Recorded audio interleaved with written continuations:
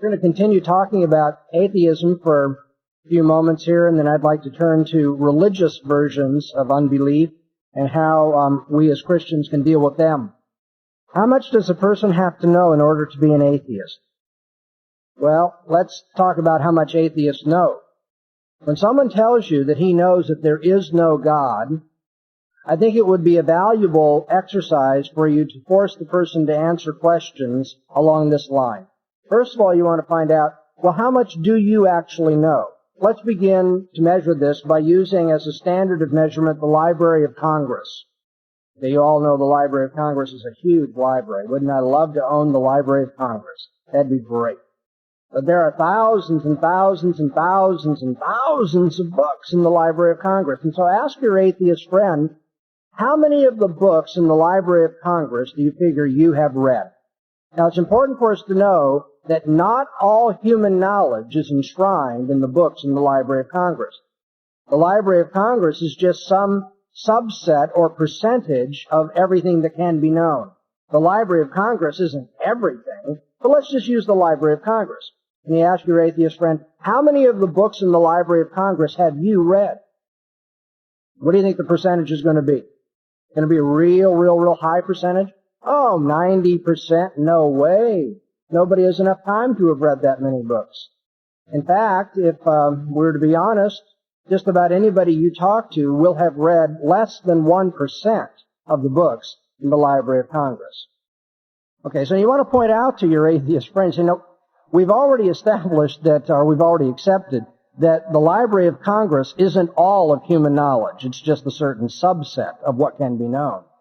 And of that subset of what can be known, you are familiar with maybe 1% of the books that are there.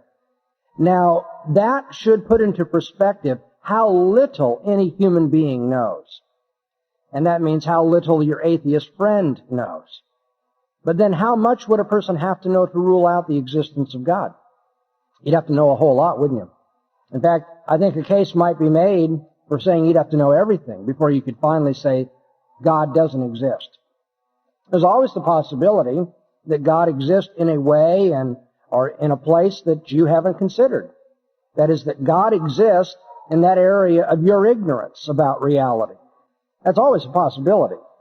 Now, as a Christian, I happen to believe that God exists in a way that no one could avoid Him anywhere, but the point is your atheist friend cannot rule out the existence of God until your atheist friend knows everything, or certainly a whole lot more than he knows at present. The reason why I'm bringing this out is that it's important for you to humble your opponent. I'm not talking about ridiculing or trying to bring him down, insult him, but he just needs to realize really where he's coming from. He doesn't know all that much, and you'd have to know a whole lot to rule out the possibility of there being a God. Let's push now to a second step. With the little that we do know, how are we going to decide whether there's a God or not? A few years ago, I was on a radio dialogue debate with a fellow named George Smith. George Smith had written a book. Those of you who read in this area know probably the best-known book authored by an atheist in our generation, summarizing the arguments against the existence of God. Atheism, the case against God.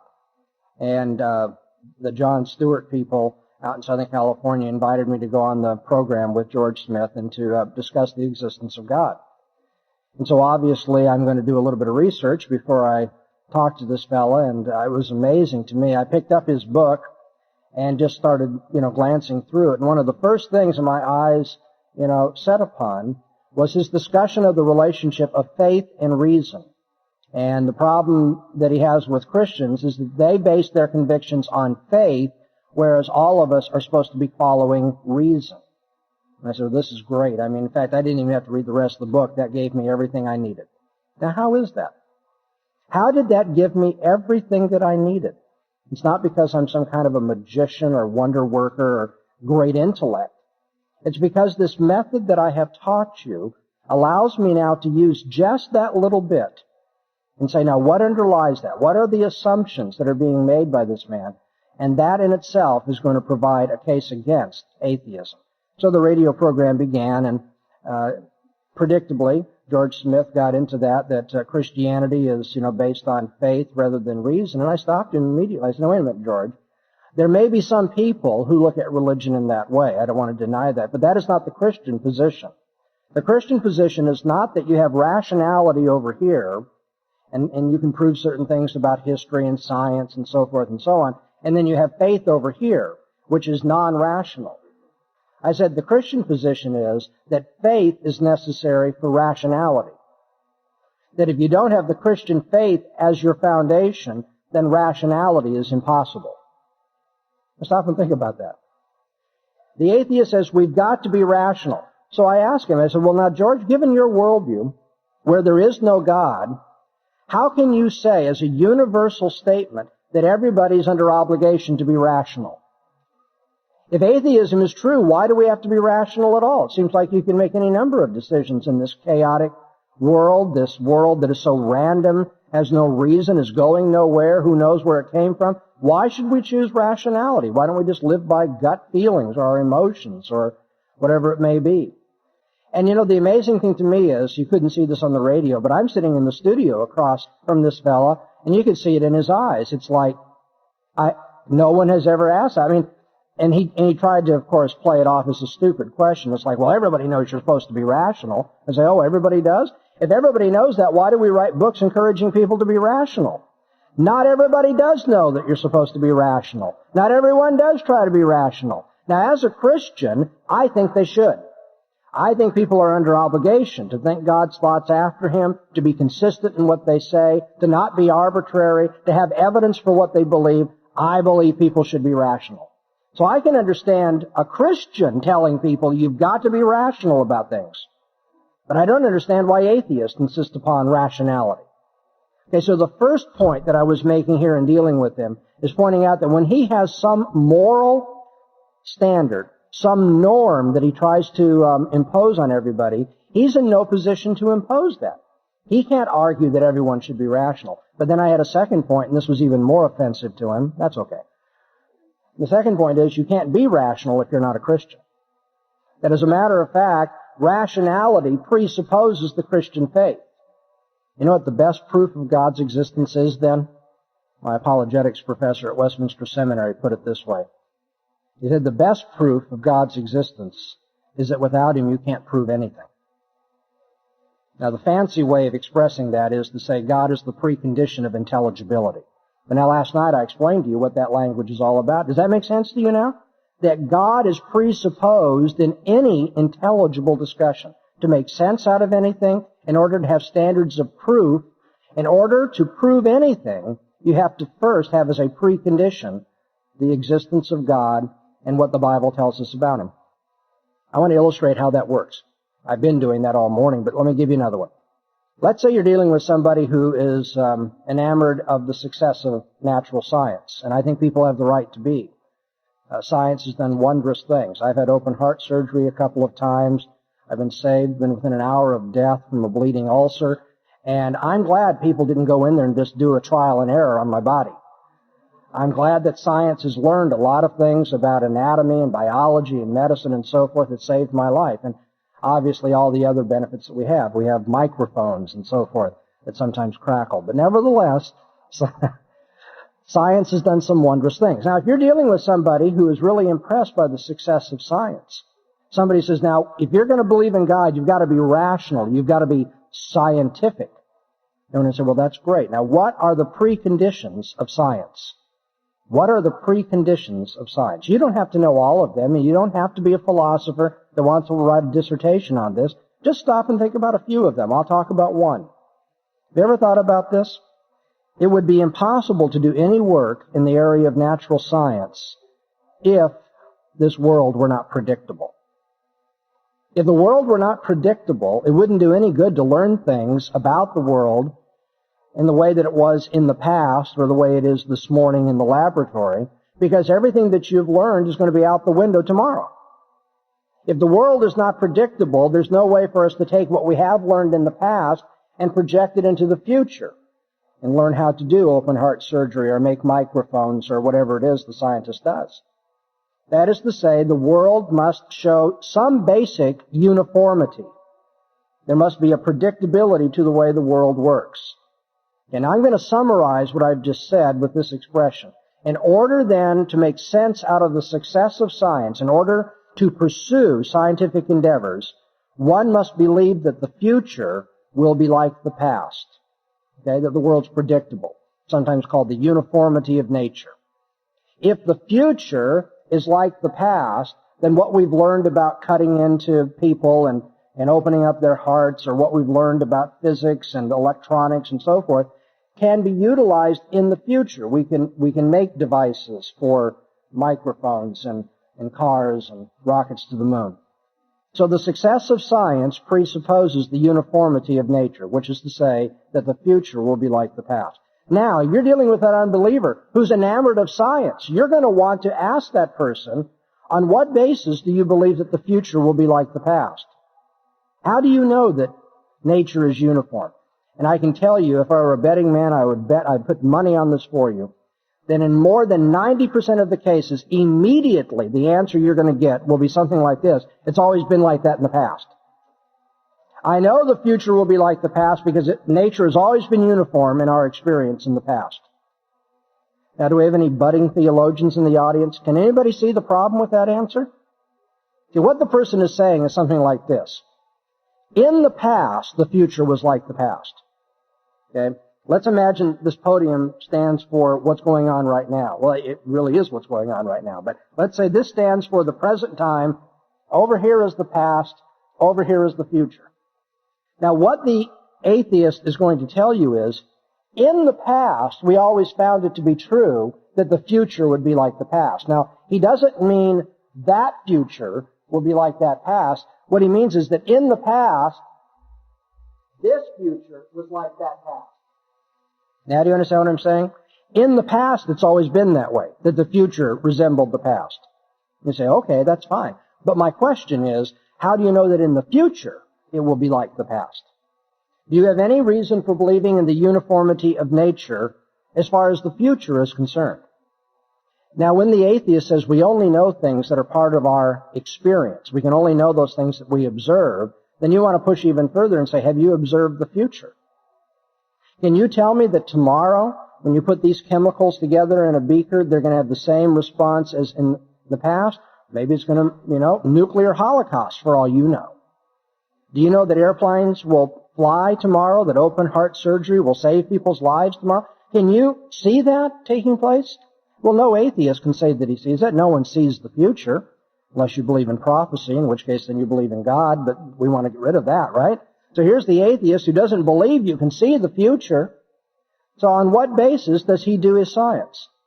His own views of reality would make science impossible. And yet atheists continue to do science, and why is that? This is the second answer you'll get. Again, if I were a betting man, I would put it on the line that 90% of the time, the second line of defense will be this: well, it works.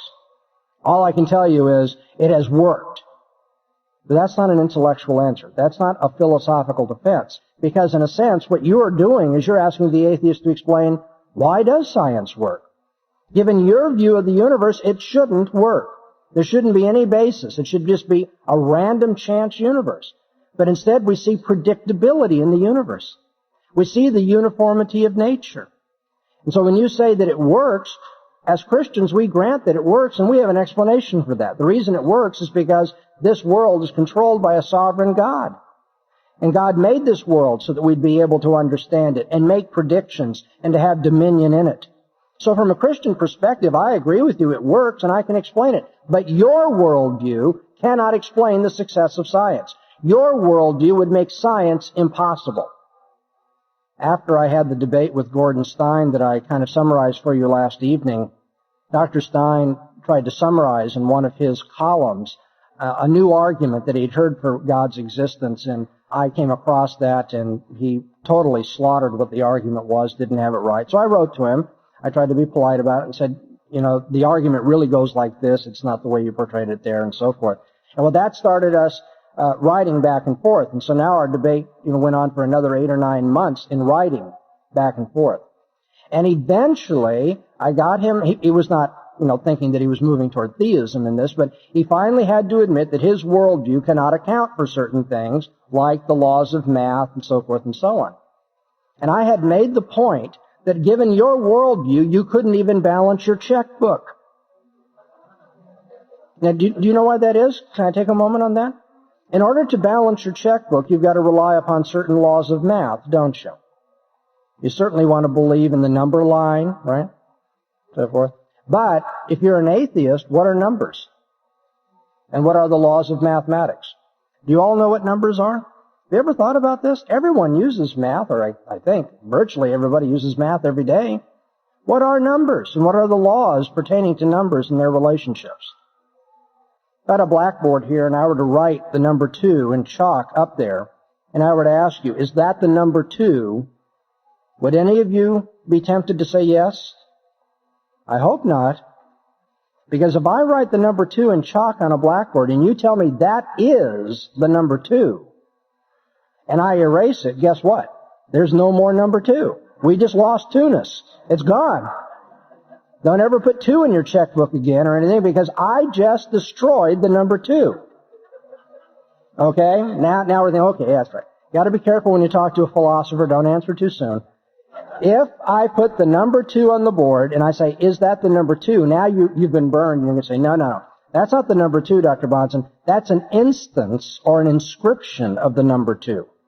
Or to be technical, we would call that a numeral. That's not a number. That's a numeral. And so I could have put a Roman numeral 2 on the board next to the Arabic 2 and asked, are these the same number? And if you said yes, but you meant by that they really were identical, I said, well, boy, they don't look like they're the same number. You say, oh, well, but they're different ways of inscribing the same number. Okay, a little lesson in math. What does that have to do with anything? If you're an atheist, do numbers exist? What kind of existence do numbers have? Do numbers exist out in the world somewhere? Has anyone ever tripped over the number 2? No. Numbers exist. We believe they are real. In fact, we balance our checkbook and do our daily life believing the laws of mathematics, and yet nobody can find the laws of mathematics in the physical world. Okay, so I'm writing to Dr. Stein and I'm saying, if atheism were true, you couldn't even balance your checkbook. And he gets to the place where he's willing to admit that he doesn't have a philosophical answer for all these things. And of course, he's real snooty. He writes back, and you can't answer these things either, To which I said, okay, now I'll start showing you what I believe the answers are to these questions. We did that. But in the process, he said, you may say that I can't balance my checkbook, but I do. And I drive my car and all these things. Now, did that refute me? No, it made my point, didn't it? I wrote back and I told him that. I said, I didn't say that you don't balance your checkbook. I said, on your worldview, you couldn't. And the fact that you do balance your checkbook tells me that you know that atheism is wrong. You do believe in numbers. You do believe that there's something beyond the physical world and so forth. And I can account for that. Should people be rational? Yes, they should. They're under obligation to be rational. But if you're an atheist, there's no obligation to be rational. In fact, if you're an atheist, there's no obligation to do anything, to eat your broccoli or to balance your checkbook. And as a Christian, I can account for rationality. I can tell you why science works. I understand the precondition of intelligibility. I can explain to you why nature is uniform, why we expect the future to be like the past, why we believe in numbers and the laws of mathematics and the laws of logic and the laws of morality. Are you catching on? Beginning to see what I'm getting at? You don't have to know every criticism that somebody may raise. You don't need to know every objection people will come up with if you'll simply think in terms of worldviews. Think in terms of the underlying assumptions people have about the nature of reality. What is man? What is the universe? What is real? Underlying assumptions about the nature of what we know, how we know it, how it's possible to know anything. Underlying assumptions about how we should be living our lives. And if you talk to people about those things, if you finally get the conversation going in that direction, then I'm telling you, atheists are like marshmallows. No matter how tough the exterior is, there's a soft inside. Just keep pushing. Ask the right questions so you can show the atheist that he cannot make sense of the things that he says. And that, in fact, the atheist is really working with two different sets of assumptions. Have you ever heard of cooking the books? You know what it is to cook the books? If you're running a business, if somebody has two different sets of accounting, two sets of books, that almost always is an infallible sign that he's a cheat. He keeps one set of books that he shows to the auditors and to the public and so forth, and another set of books so he can keep track of what he has skimmed and what he has stolen and so forth. Atheists are kind of like that. They've been cooking the books intellectually.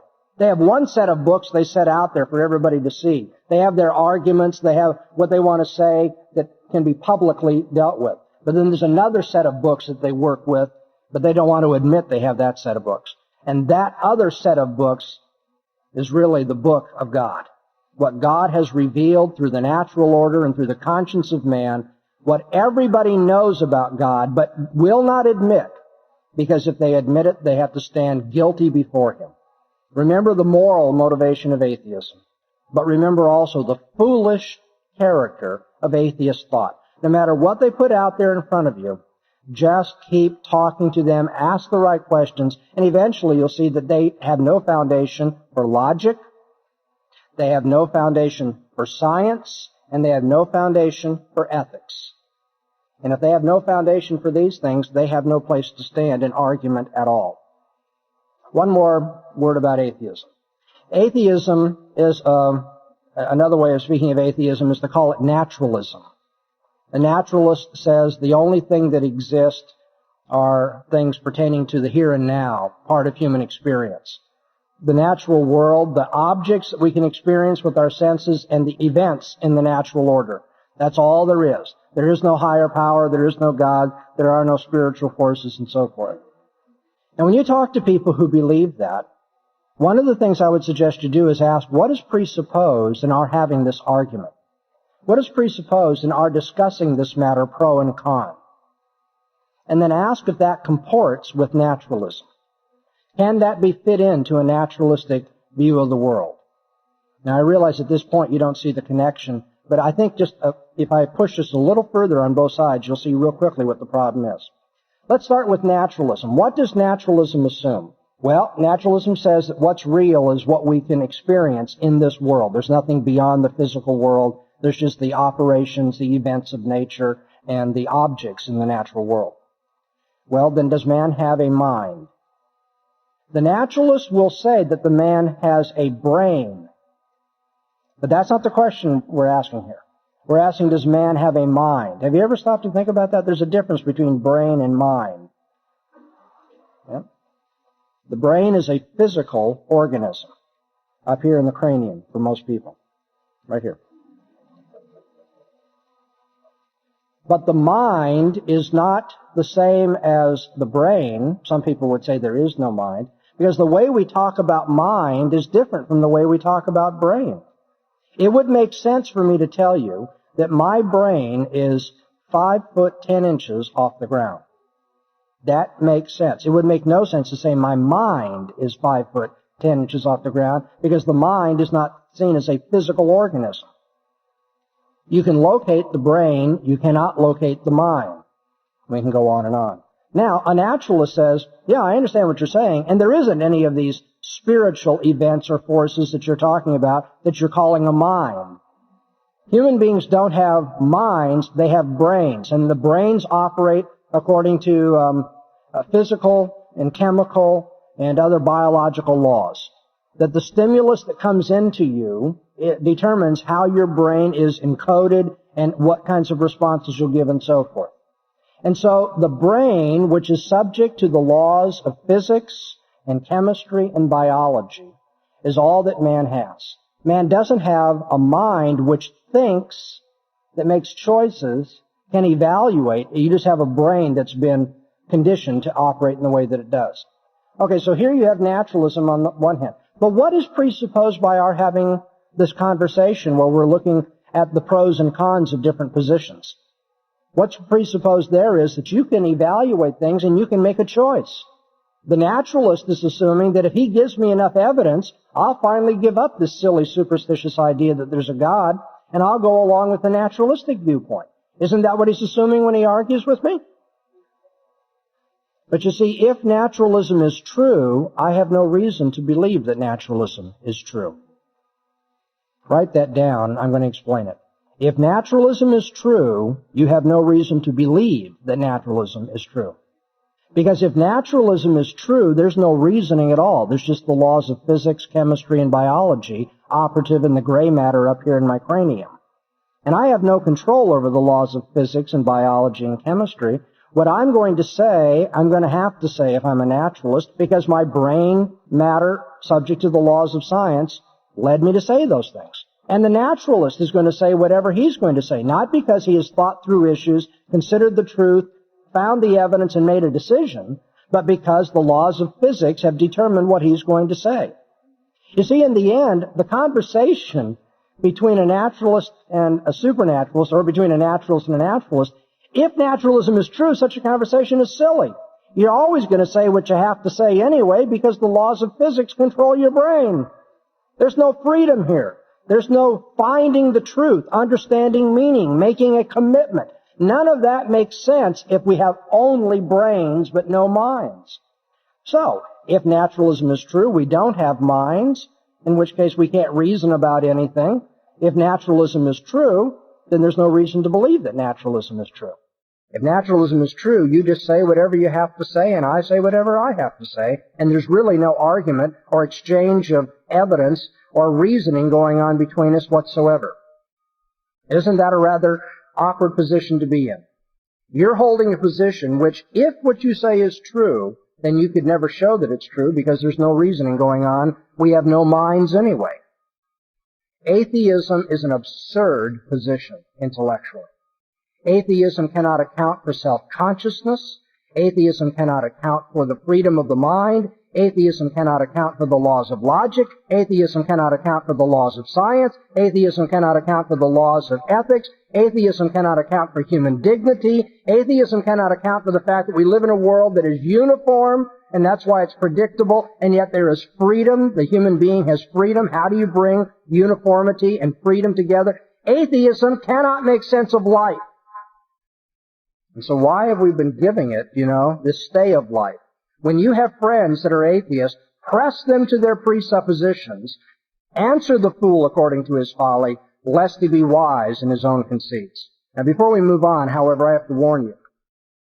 Atheists don't always want to give up immediately when you show that they have no ground to stand on. And so be prepared for this. Don't be discouraged when you hear this. I'm telling you in advance, this is the sort of thing you're going to hear in many cases. 3 quick bogus responses that you'll get from atheists. First of all, we don't need an answer to these things. Reality is just the way it is. I don't need to tell you why nature is uniform. I don't need to tell you about the laws of logic. I don't need to tell you about the freedom of human thought. Reality is whatever reality is. Now I want you to recognize that answer for what it is. It's a cop-out. It's to say, I'm just going to be arbitrary about my philosophical position. I don't need to explain to you how I can bring all these things together. I'm just going to tell you that's the way it is. Well, you know how to deal with someone who's being arbitrary? Give them a taste of their own medicine. You say, well, if you think you can stand on that position with arbitrariness, then you can't be upset when Christians stand on their position and are just arbitrary. If you say reality just is this way, our answer to you is reality is just not that way. And that settles the question. You see, the atheist who says, I don't have to give you an answer, is basically running for his life. And you need to point that out. Say, I'm going to let you run, but I want you to know that you're running. Don't pretend that you can just say it's this way. Second bogus answer. Sometimes atheists get more sophisticated, and they don't say, we don't need an answer. What they'll say is, no answer is possible. No one can know for sure about these things. Nobody can know anything for sure. Well, then you see atheism becomes self-defeating, doesn't it? Because if nobody can know anything for sure, then the atheist can't know for sure there is no God. And so the skeptic, you see, has just cut himself, and now he's bleeding to death. When someone says, well, no one can answer those questions. Those are tough philosophical questions. People have been working on those things for hundreds of years in the history of philosophy. They haven't come up with answers. So don't expect me to answer that. I have people do that to me all the time. And I'll say, no, wait a minute. You are right. People have struggled for hundreds of years with these, but not Christians. Because Christians do have a foundation for human freedom and the predictability of nature and the dignity of the human mind and so forth and so on. But unbelievers can't come up with an answer. It's only those who will not accept the revelation of God that struggle with that. Okay, a third bogus answer. Sometimes atheists, well, the first one was, we need no answer, arbitrariness. The second was, no answer is possible. That's the self-defeating position of skepticism. Nobody knows for sure. And the third is, well, everybody knows about these basics. It's not that we don't need an answer, it's that everybody knows the answer. Everybody knows that nature is uniform. Everybody knows that the human mind is free to consider options and make a commitment. Everybody knows that there are moral absolutes that making child molestation wrong. And how are you going to answer when the atheist says that? You're going to say, exactly. Everybody knows this, and I know why they know it. Because God revealed it to them, and they know this God. But on your position, how could everybody know anything? The atheist position ends up defeating itself. Okay, now, at this point, we're going to make something of a mental change in what I'm talking to you about, so I'm going to let you kind of summarize your thoughts about atheism here. The objection will naturally arise. Well, Dr. Bronson, he probably made a good point. The atheist worldview is ridiculous. You can't make sense out of that. It doesn't give a foundation for science or for ethics or for logic or for rationality or human dignity. But not everybody who's an unbeliever is an atheist. There are people out there that are unbelievers that hold to a different kind of religion. And so how would you deal with them? And so I'm going to shift now from dealing with naturalism or atheism and talk about religious unbelief. And I'm going to do that by having you turn back in your Bibles to Psalm 14. I want you to see something further here. Psalm 14, and we're going to focus on verse 2 to read it in context. The fool hath said in his heart, there is no God. They are corrupt. They have done abominable works. There is none that doeth good. Now listen to verse 2. Jehovah looked down from heaven upon the children of men to see if there were any that did understand, that did seek after God. And the conclusion of the matter, verse 3, they are all gone aside, they are together become filthy, there is none that doeth good, no, not one. Jehovah looks down from heaven to see if there are any that are seeking after God. And the conclusion is no, not one. None of them are seeking after God. Now why do I start with this point? Because again, as a Christian, when you deal with somebody who's a non-Christian but is religious, the tendency will be for you to think, well, they're seeking after God and they're coming up with different answers. They've arrived at different conclusions. So I can't deal with these people like I would deal with the atheist because they're trying to find God. To which the Bible says, not. No, they aren't. They are not seeking after God. This bothered me for a number of years. I would assume that it will bother many of you, because I've known very sincere religious people. Nice guys, nice people. They're willing to sacrifice for their beliefs. They try to be good to people. They're very sincere. When you talk to them, they don't sound like they're lying or being hypocrites and so forth. You know people like that. Sincere, nice unbelievers who have a different religion. So you know that from your experience, and then you read in the Bible that none are seeking after God. How can you reconcile that? It sure looks like they're seeking after God, but God tells me they aren't. You know how you have to look at this to resolve that conflict? I think you need to understand that the person that you know that's so sincere that's an unbeliever is seeking after a God. That's true. But the psalmist says none of them are seeking after the God. Now, I know that they also will say that the a God that they are seeking is the God. But the reason the Bible says none seek after God is because the Bible recognizes no one really wants to come into contact with Jehovah, the living and true God, the one and only God. And one of the best ways that you can avoid dealing with your Maker is to create a different kind of God that won't put the pressure on you that Jehovah does. You see what I'm getting at? People make up different religious theories, not because they want to get rid of religion. They're very happy to be religious as long as that religion shields them from the living and true God. And so you take a Hindu. Maybe you know somebody very sincere, very dedicated, hardworking. They believe Hindu theology. Well, now what does Hindu theology say about God? Hindu theology says God is impersonal. There is no person, no individuated person that you will ever deal with that is superior to you. God actually is everything. You are God, I am God, this gymnasium is God, everything is God. The sky, the trees, the lakes, the seas, everything is God. Okay? Now what's the advantage of having that kind of theology, where everything is God? Well, if everything is God, then you're never going to be punished, are you? If everything is God, you're never going to have to answer for your misdeeds. In fact, if everything is God, good and evil are blended, because good is God and evil is God. If everything is God, then we have dealt with our problem before the living and true God.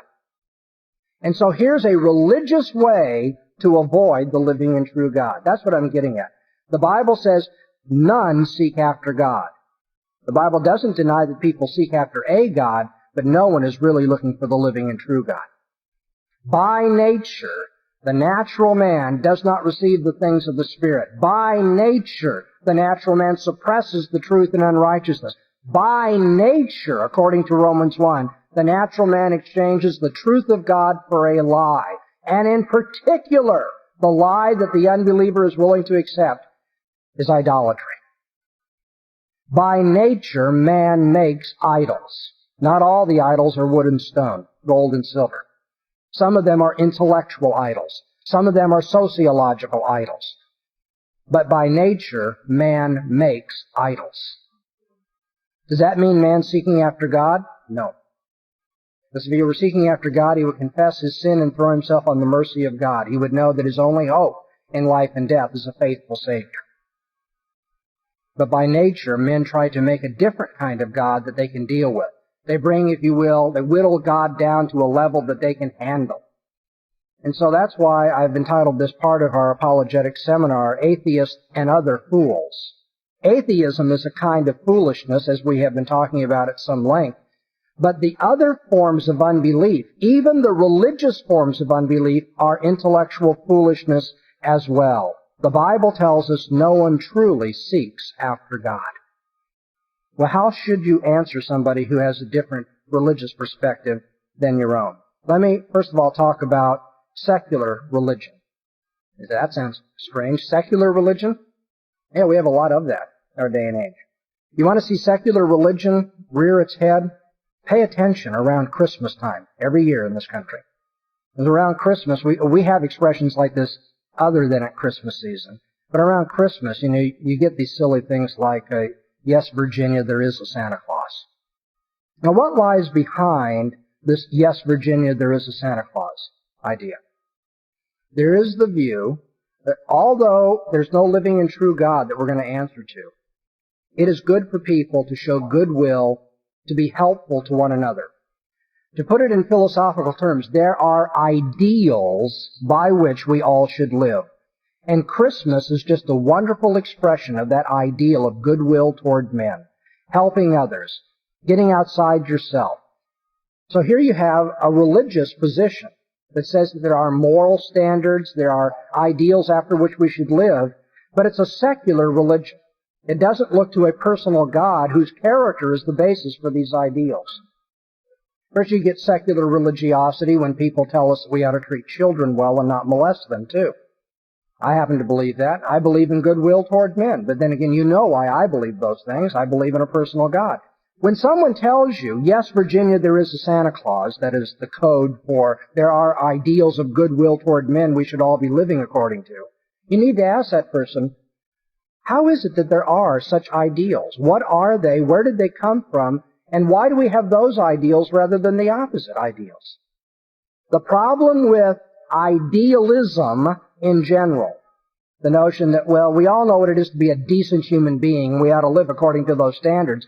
The problem with that is that it is arbitrary. Somebody says you ought to be nice to people, especially at Christmas time. Don't cut them off on the freeway, Show some goodwill toward people. I, as a Christian may agree, but as someone who's arguing against that position, I'm going to say, why? Why should I believe that? Why should I be good to anybody? Why should I be good to children? Why should I, go through this kind of, wouldn't it be nice if there were a Santa Claus feeling? Why? That's utterly arbitrary. There are people in this world who are not interested in being nice. There are people in this world who aren't interested in showing goodwill toward men. There are people in this world who are perfectly happy to take advantage of children rather than to help children. Secular religiosity has as its major problem arbitrariness. So let's move beyond secular religiosity and talk about the more religious world systems. How are you going to be able to answer any of them? Especially, how are you going to be able to do that when people say, other religions have their religious revelation too. You've got your Bible that you're depending upon, but if you were a Hindu, you'd be looking at the Bhagavad Gita. If you were a Muslim, you'd be looking at the Quran. And on and on and on. And so, other religions have got their revelations. You've got your Bible. What's the difference? And I need to tell you something here that the secular world will not tell you. You will not get this on the evening news. The general idea that there are competitors for a religious revelation out there is a lie. That is not true. I know that surprises you, but let me say it again. There are no competitors for religious revelation out there. Let me explain why I'm saying that. What people who give you the sound bites on the evening news, or people who teach at the local college, are doing is they're lumping together all religious books into one category. Now, if you want to use some broad, vague, and probably meaningless category, religious books, yes, then the Bible is in that category, and the Quran is in that category, and the Bhagavad Gita is in that category. But the other religions of the world do not claim that their book is the personal revelation of the personal, all-knowing God. And you know why? Because they don't believe that there is a personal God who is all-knowing, who can speak to man. The Bhagavad Gita cannot be compared to the Bible because they make completely different claims about themselves. The Bhagavad Gita doesn't claim to be God's personal revelation in human language because there is no separate God who can speak in human language given the teaching of the Bhagavad Gita. And so to compare those two is really misleading. The Bible claims that a personal God has spoken to man in human language, and it's been recorded here on these pages. That's not what you're getting in the Bhagavad Gita. The Bhagavad Gita doesn't even claim to be that.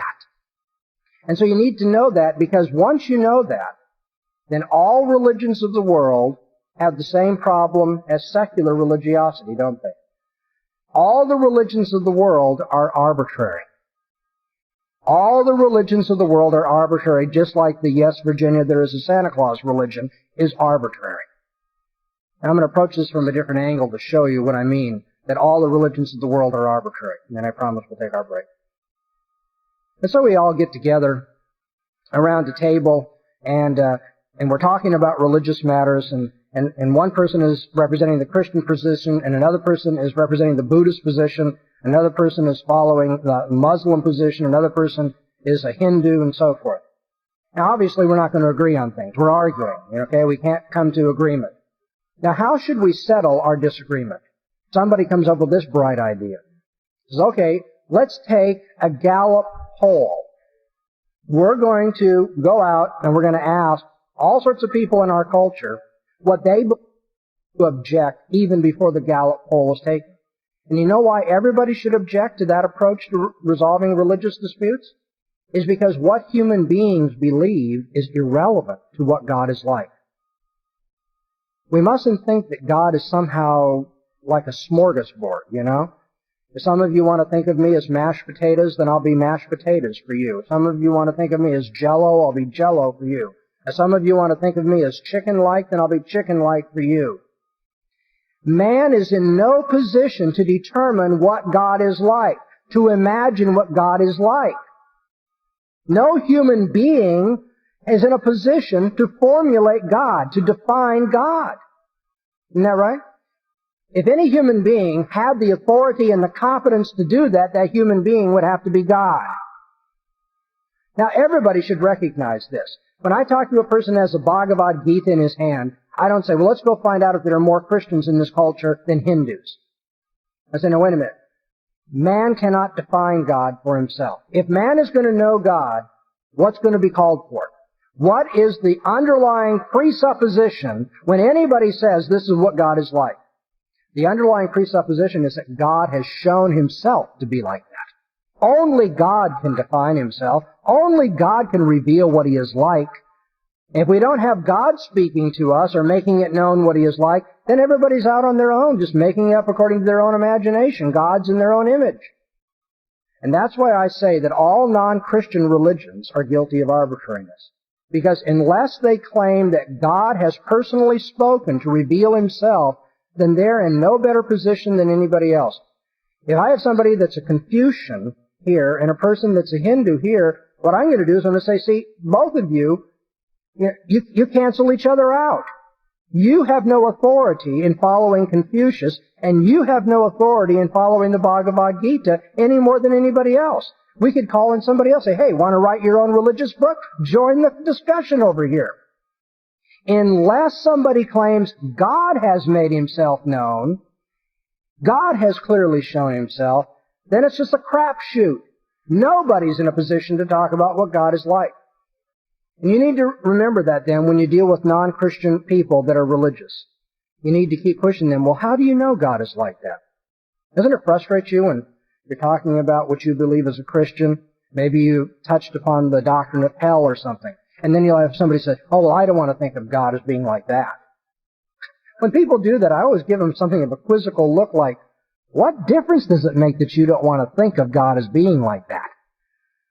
That's kind of like the person who's just been told by the doctor that you have tuberculosis. And the person says, well, I don't want to think of myself as having tuberculosis. You know, reality is what reality is, whether you want to think about it that way or not. And likewise, when somebody has another religious point of view and they say, well, this book over here says this, and you say, well, did God reveal that? Well, no. I mean, that's what Confucius said, and on his view, there was no personal God. I say, oh, so that's Confucius' opinion there, right? Well, yeah, I guess so. I agree with him. Well, but you're agreeing with him doesn't make it any more than Confucius' opinion. And over here we have the Buddha. Gautama said this, and his opinion was different. You need to keep pushing on the fact that only Christianity is in a position to speak about God, because only Christianity has a personal revelation from God himself. Now in the back of your mind you're saying, well, but what about the Quran, Dr. Bonson? Didn't Allah reveal the Quran? Yes, he did. Keep this in mind, though. The Quran is 700 years after the New Testament. And when Muhammad wrote the Quran, he specifically said that Allah had spoken previously in the Bible. That Allah had revealed himself in the Law of Moses, the Psalms of David, and the Gospel of Jesus previously. And what I'm getting at here, first of all, overall, you need to understand that the Quran apes the Bible. The idea of a personal revelation from God is not unique to the Muslims. They got that from the Jews and the Christians. And beyond that, you should remember that according to Muhammad, the Quran stands in succession with the teaching of Allah in the Bible. So that if you can show that the Quran contradicts the Bible, then on Muslim premises you have to give up the Quran. So all the religions of the world come down to three kinds. Secular religiosity that is totally arbitrary. Ideals out there, but who knows what they are, where they come from, or why they are what they are. Second, you have the religions of the world which have no personal revelation of God. And they are arbitrary because what man can tell you what God is like? One man's opinion cancels another man's opinion. And then thirdly, you have those religions that ape Christianity. They are not Christians, but I'm going to call them Christian heresies. That is, they claim that there's a personal revelation of God, but they got that idea from Christianity. And what do you do with those faiths? Eventually what you do is you use the Bible to refute what they are saying. When a Jehovah's Witness comes around, you don't have to do a lot of work with the presuppositions. You could. I won't bore you with that. But when a Jehovah's Witness comes around and says, I accept the Bible and it doesn't teach that Jesus is divine, then you're going to use the Bible to prove that Jesus is divine. Okay, so you have secular religiosity, which is arbitrary. You have the religions of the world that have no basis for what they say because there's no personal revelation from God. And then you have those religions of the world that ape the Bible, in which case you can do what? You can use the Bible to refute them. And so this method of apologetics that I'm trying to teach you deals with atheists as well as the other fools as well. There are no options besides Christianity and foolishness.